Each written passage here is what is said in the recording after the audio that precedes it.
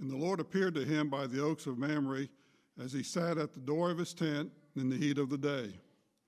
He lifted up his eyes and looked, and behold, 3 men were standing in front of him. When he saw them, he ran from the tent to the door to meet them and bowed himself to the earth and said, O Lord, I have found favor in your sight. Do not pass by your servant. Let a little water be brought and wash your feet and rest yourselves under the tree while I bring a morsel of bread that you may refresh yourselves. And after that you may pass on, since you have come to your servant. So they said, do as you have said. Good morning.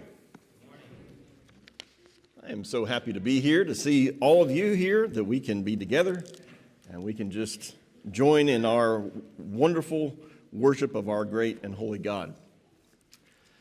We are continuing to go through our survey, I guess if you will, of the life of Avram.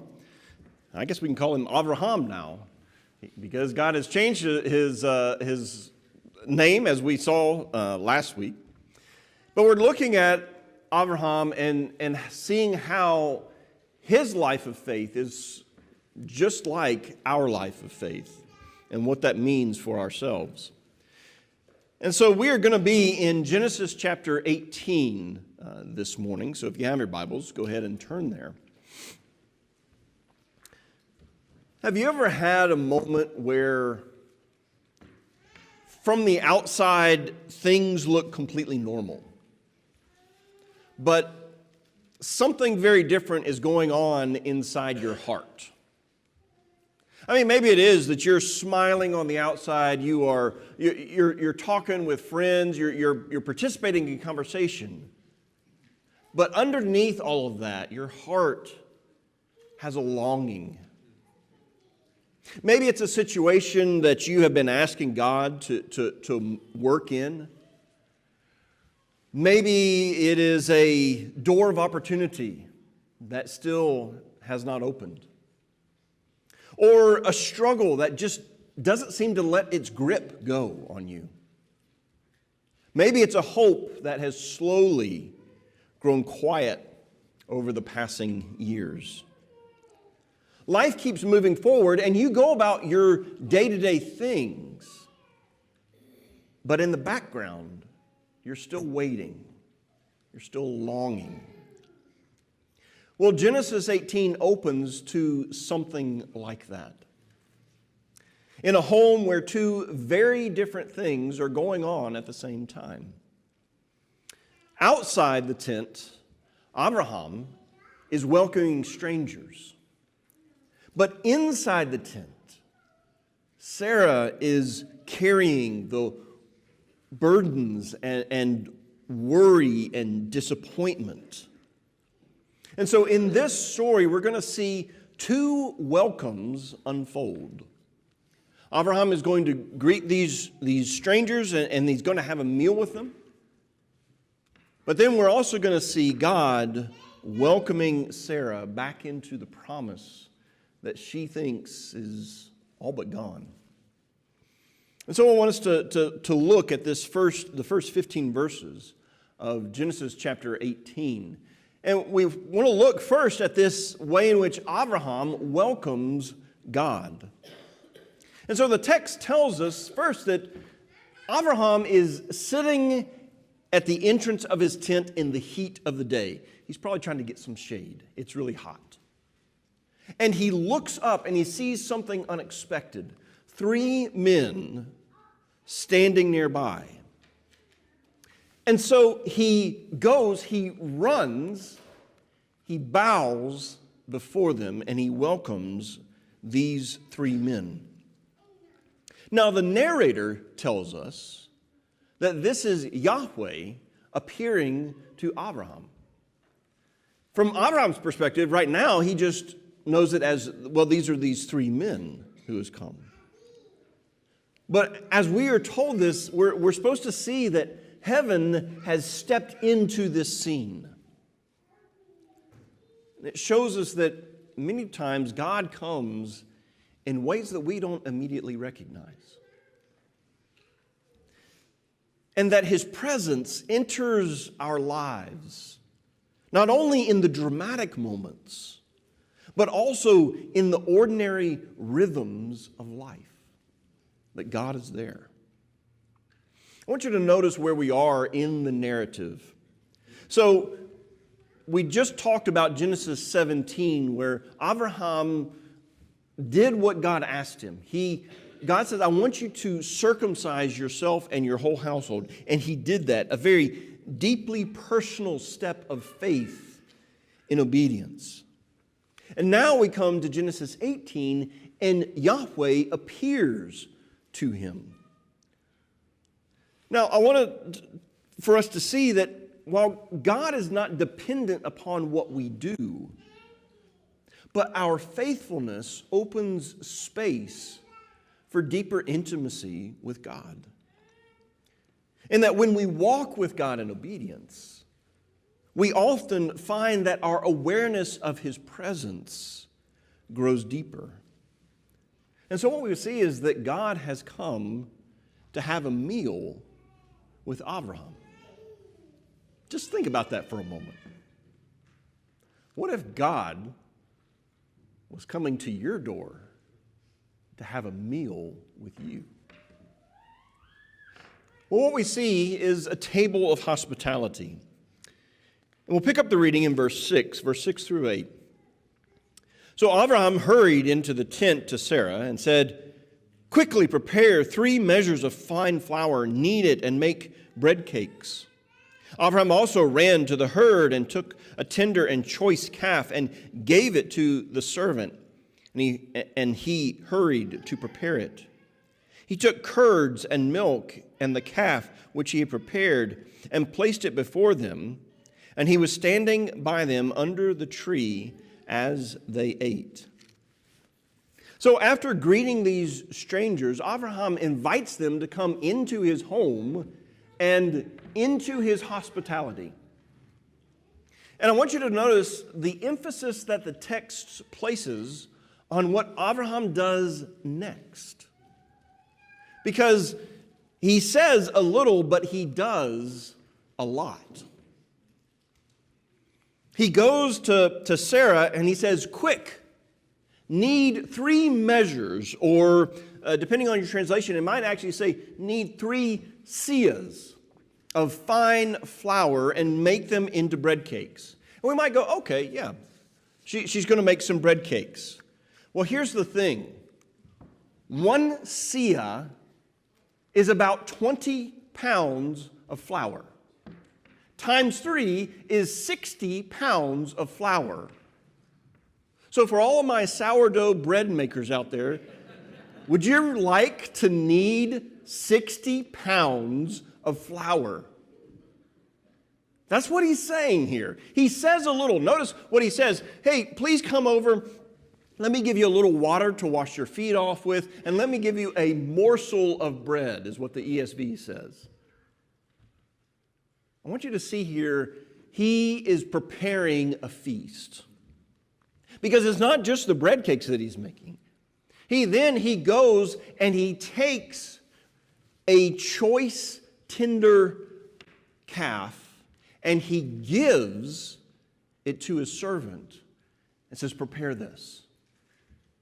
Then he gets the milk and the curds and all of this together. And notice the terminology that he's using. He's hurrying. He's telling Sarah, "Please hurry." And he's telling the servant, "Please hurry." Now, all of that doesn't happen, as you all who are cooks know, it doesn't happen like that. To get a calf and prepare it means you got to kill it, and then you got to skin it and do all the other things. So it takes a while, but he's saying, "Come on, let's go." And so everybody's in this rush to provide for these men. And what we see is that Abraham then stands before these men, that the patriarch has become a servant. Hospitality in Eastern cultures is a huge way in which they live. And very much so that I think it's maybe lost on us in our Western culture. That welcoming a stranger means that you would take on responsibility of their care, their safety, and their well-being. And I have seen this firsthand when I would go over, went over twice to the Philippine Islands. That's not a rich country. And we were going into some of the backwoods places as we were meeting with Christians. And I remember very vividly the first time that I went, I sat down and I went with a preacher named Bob Buchanan. And Bob sat next to me and he said, we had a feast. There was fish, there was pork, there was all sorts of stuff all laid out, fruits, vegetables. It was a true feast.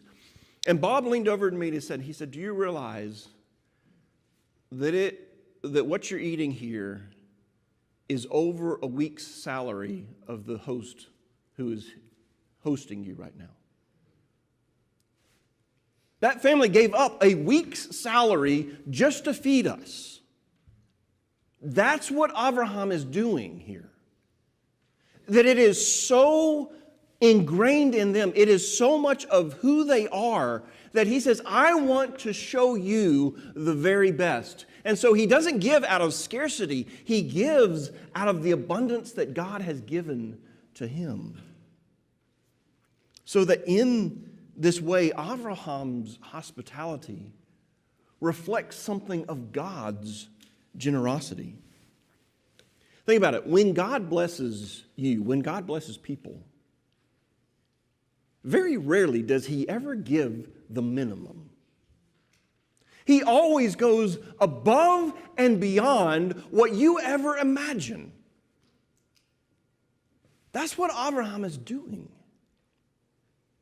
And so that when we welcome strangers and care for others and share what we have, these are ways in which we imitate the generosity of God. But while Abraham is entertaining and welcoming these guests into his home, something deeper is about to happen. Because this time, God's not coming for Abraham. He's coming for Sarah. And this is one of those passages, as I got to it this past week and I was studying and I was like, okay, yeah, well, what am I going to say? What really, I know this. It's 15, verses. Yeah, Sarah laughs and all this type of stuff. What am I going to say? The more that I got into it, the more that I was like, wow.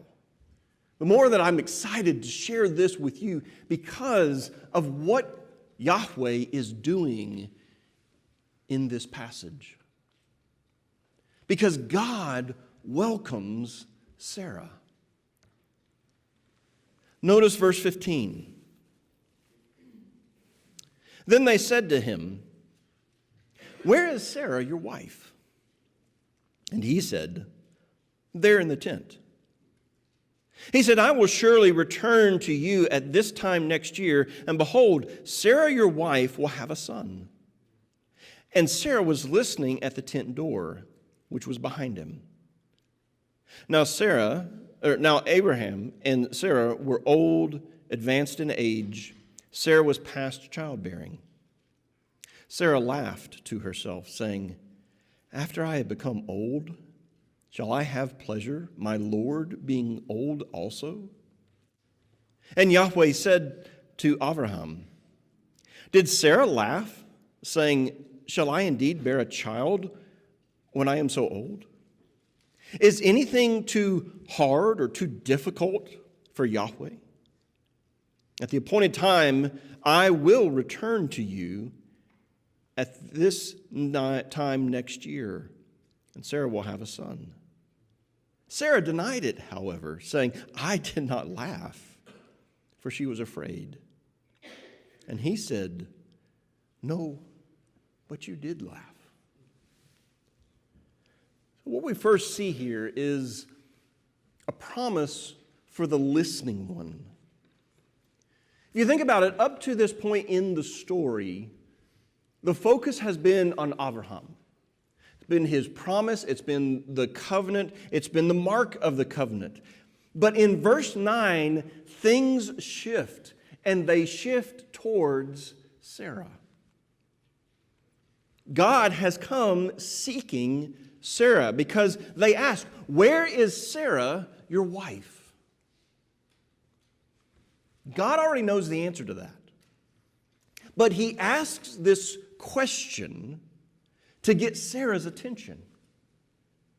Because it's only when Sarah is listening from the door of the tent does God speak the promise. It's only then that he says, "I will surely return to you about this time next year, and Sarah, your wife, shall have a son." So here's the question. Why did Yahweh come for Sarah? I mean, Sarah already knows about God. She already knows about the promise. And there's nothing new in what is said that she didn't already know through what Abraham would have told her, except for a specific timeline to the fulfillment of the promise. You see, God is not simply repeating the promise, but he is inviting Sarah into a personal encounter with him. You see, it's not good enough to know God through someone else. That's a good way to start. You can share with someone what you know about God and what he's done for you in your life. You can share that with someone else. But it's not enough for that just to be all that you know. You see, it wasn't enough for her because up to this point, she's only known Yahweh through Abraham. She believes in God, but she doesn't believe God. Yahweh comes to have a personal dialogue and experience with Sarah. And the same is true for us. We can know a lot of things about God. We can know the stories. We can know the truths about God. But faith isn't simply knowing the facts about God. Faith grows through personal encounter and a relationship with God. And what God is doing is saying, I want you not just to know, but I want you to experience me. Because when we experience God, he becomes the center of our life. He's not just something that we know on the outskirts. He's not just something that, well, yeah, okay, I've got that factual knowledge. No, it is a matter that we experience him. God comes so that Sarah no longer is just part of Abraham's story, but now she is part of God's unfolding promise. But what we see is laughter of worn-out hope.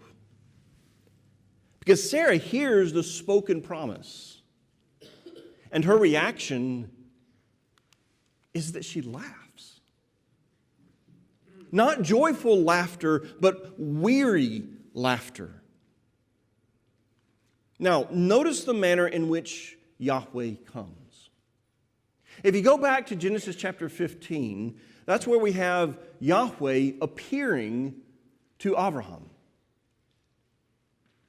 But in Genesis 15, God comes in a much different way. He comes at night.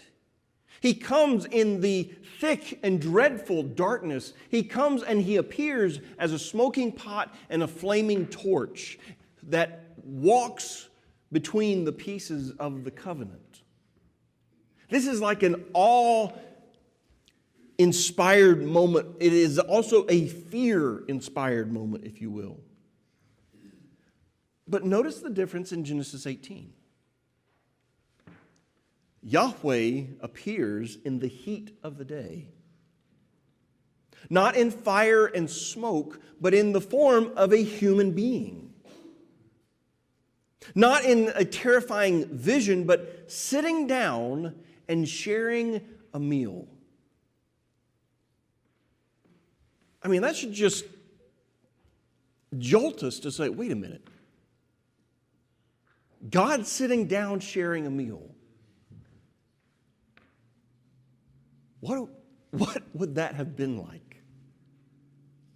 Sitting there with him and talking. At some point, Abraham gets it. He knows this is Yahweh. But he's sharing a meal with humanity. You see, he comes gently to Sarah. The same God who revealed himself in power in Genesis 15 now comes in patience and tenderness for Sarah. But the question for us then is, well, why did Sarah laugh? I mean, I can say, well, I don't know that I would ever laugh. If this is Yahweh coming to my house to have a meal and he says something, I'm not going to laugh at all. But she laughs. Let's explore that for just a moment. I would say that this is probably one of the low points in her life. Because her culture has defined status and legacy through childbearing. You are someone because of the children that you have born. And so for 89 years, she has watched other mothers enjoy motherhood. Even in her own house. Because Hagar has had Ishmael. And so she was supposed to be the matriarch of nations, and yet it doesn't seem that that's going to come true. You see, for Sarah, the promise is hope unrealized. Think about it. When the promise was new, some 25 years ago, what kind of planning do you think she would have done? I mean, we would typically say today, oh, she's getting the nursery ready, she's getting the crib ready, all of those types of things. Whatever Bedouins did, is she thinking in those terms? When she first hears the promise, you're going to have a child. Is she elated that, wow, okay, Yahweh is thinking of me, but now it's 25 years later. Decades have passed without any evidence for her for fulfillment. And her words are despondent and even, if you will, somewhat bitter. Because she says, after I am worn out and my Lord is old, shall I have pleasure? I want you to just see a couple of things about the words here. The word worn out in Hebrew means useless. Sarah sees herself right now as I am good for nothing. Just try to put yourself in her shoes. I mean, she doesn't even have Abraham all to herself. She has to share him with Hagar. Because she's the wife. Hagar is now a wife of Abraham. And so she sees herself as just good for nothing. Notice the word pleasure. It's actually the Hebrew word in which we translate Eden, which means delight. She says, am I going to have delight? Several of the Jewish scholars actually think that this means not the delight of just having a child, but the delight that comes in the sexual relationship. Again, think about it. And this, we're not told this in the text, but Abraham has 2 wives. Hagar went back to that household. It doesn't appear that she went back as a servant. She is still in the household as a wife of Abraham. So what's the relationship like between Abraham and Hagar and Sarah? She's wondering, is this even possible for me in my state to have any kind of delight? God responds gently to her. Instead of a harsh rebuke, he restates her objection without the self-hating terminology. I want you to notice what he says. He says, "Why did Sarah laugh and say, 'Shall I indeed bear a child now that I am old?'" That's important to notice. He filters out any of the self-hate that she said. He refuses to speak Sarah's self-condemnation back to her. That God is not shaming her, but He is drawing her into conversation. Think about the way moms and dads see their kids. The kid may say, I'm just no good. I'm worthless. And the parents say, "I don't know where you're getting that from. I see all the beauty and the great things that you can do and accomplish." That's what God is doing with Sarah right now. And it reveals something about how important it is as God relates to His people.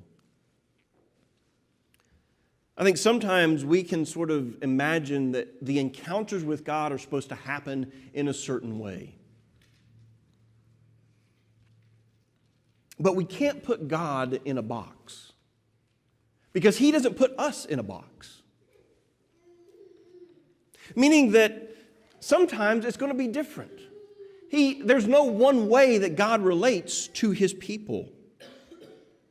Sometimes He comes in confronting power. Other times He draws near in gentleness.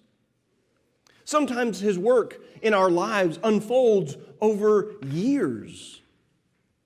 And then other times, He works in just a moment of our lives.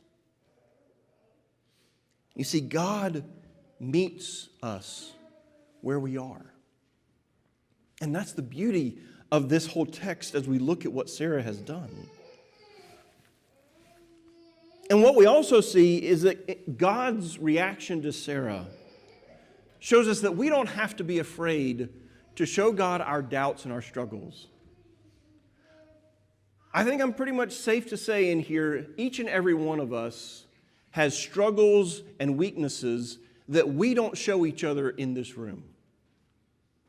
We're going to put our best foot forward. We're going to say, no, here is who I am. Let me project who I am.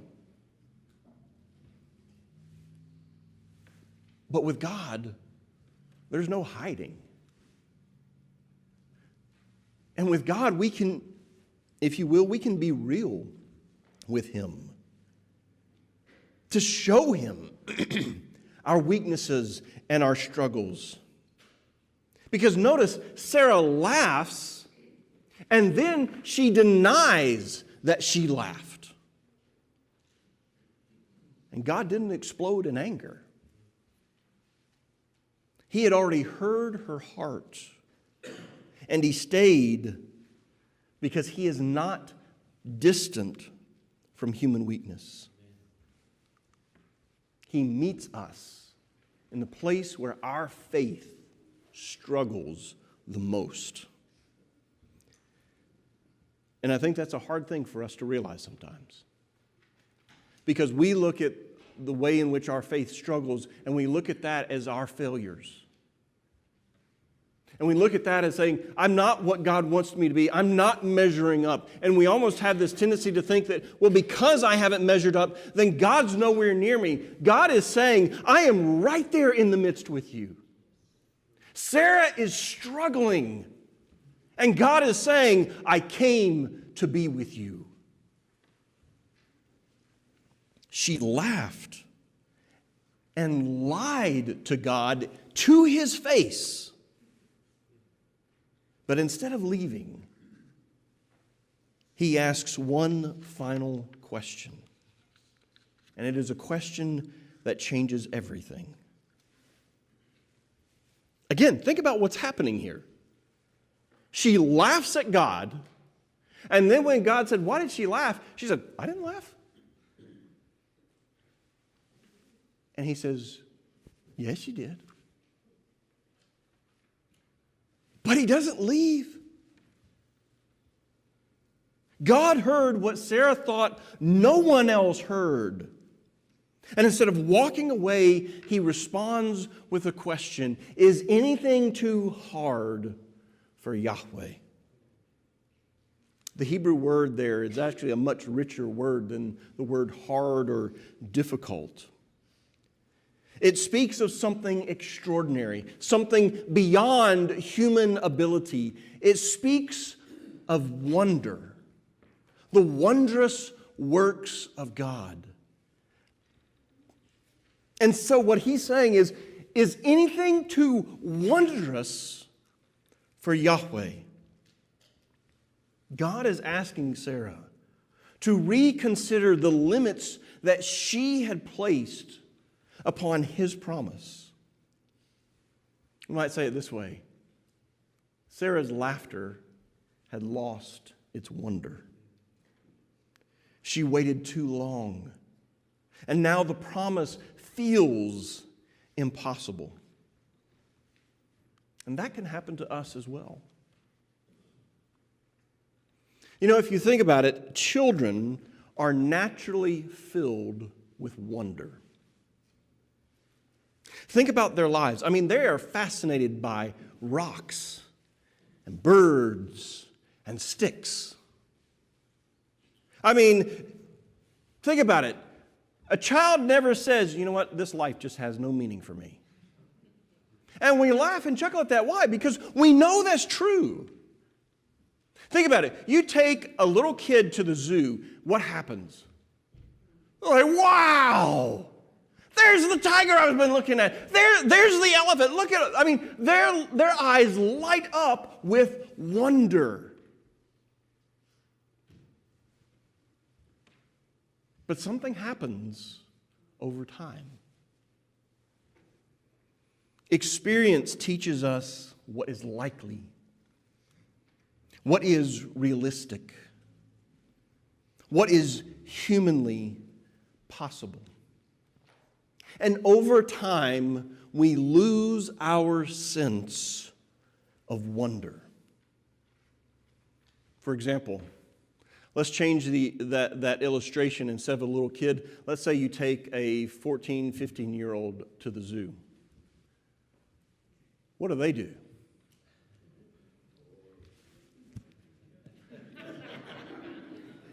Nah. They've lost that sense of wonder. And the same just continues on. As adults, we lose that sense of wonder about us. We get jaded by all the things that go wrong in this world, and we say, "What's the use?" But notice what God is trying to do. God is inviting through this question for Sarah to see her life differently. To focus not so much on her limitations, but to get her focus back on God's power. Because the issue isn't her age. The issue is who God is. God is inviting Sarah to rediscover that wonder of who He is, the wonder of His power. And she is going to soon discover that wonder in the most unexpected way. Because in less than a year's time, she's going to hold wonder. And the laughter that was this picture of disbelief is going to become a laughter of joy. the child of promise, Isaac, his name means he laughs. Because when God acts, he often brings life in exactly a place where there was no life. That story of Sarah is not the last time that God will do something like this. Centuries later, God will once again bring life into a place where there is no life. He's going to do that with the young Virgin Mary. And the angel is going to come and bring a promise that sounds impossible. The angel is going to say words that echo the same truth that was said outside of Abraham's tent. Nothing will be impossible with God. You see, God brought life into Sarah's womb, and he brought life into Mary's womb. That through that child of promise, Jesus, God then brings life into our hearts that were spiritually dead.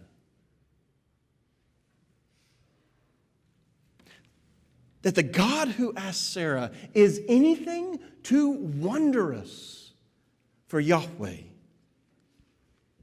is the same God who still brings life into impossible situations today. He still pursues the hearts of people who struggle to believe his promises. And so God invites us to do the same thing that he invited Sarah to do. To trust him. To experience him and all of his wonder. Because when God speaks, even worn out hope can laugh again. And that's God's promise. That's God's invitation to you and me this morning. He's asking you, do you feel worn out? Do you feel useless? He says, you're not to me. I have a purpose. I have something that only you can do in my kingdom. And I want you to be a part of it. That's his invitation to you. That he will recreate you. He will bring new life into you if you are willing to become his child. To give up your old way of life and say, I will follow Jesus. I will serve him. I will love him because he is my Lord and my Savior, my King. And in baptism, he will recreate you to be brand new spiritually. If you are in need this morning in any way, won't you come as together we stand and sing.